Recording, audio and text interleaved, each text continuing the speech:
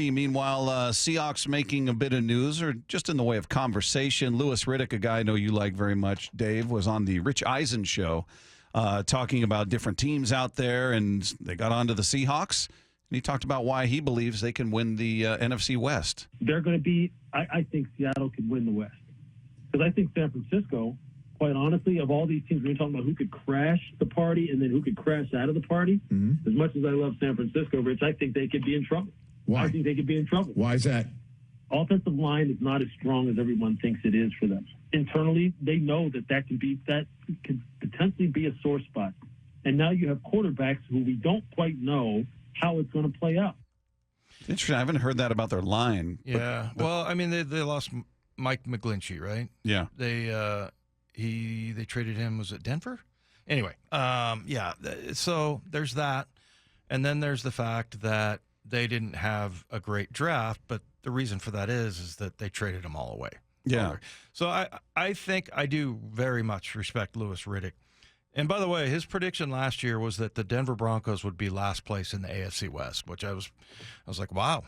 I mean, I wouldn't have thought that at all. I would have thought that the Seahawks were going to be getting a late 20 pick, but that doesn't mean he's, a guru or anything. But he knows everything. That's what it means.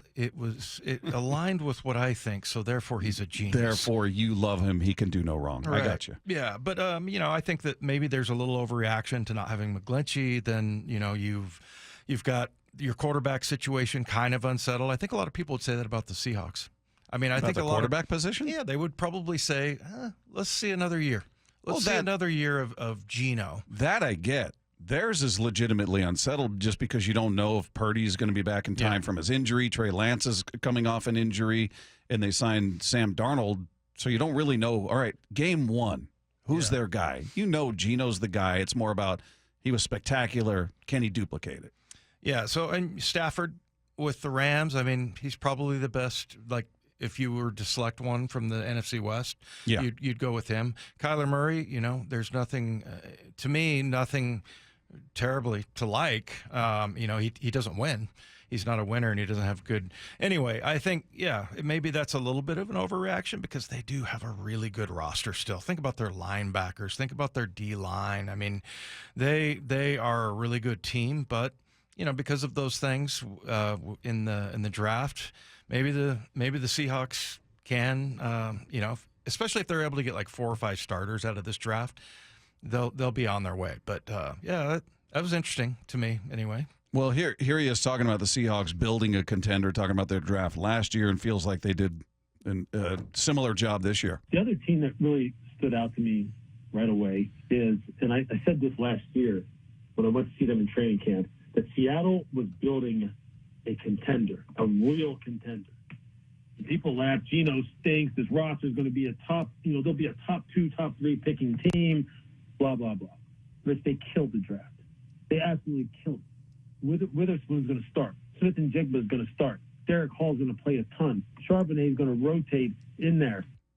Yeah, boy, he's effusive. He likes it. I mean, those are probably guys that he liked, But, the thing that I've said, I've kind of compared it to 10, 11, 12 as far as the drafts go. During that time, and when Condota and I put that book together, kind of put it this way, that Schneider in the draft was hitting grand slams. He just didn't know it yet. Mm-hmm. He had Cam Chancellor in 2010, who was a 5th rounder. And then, Walter Thurman worked out good. Golden Tate, Earl Thomas, Russell Okung.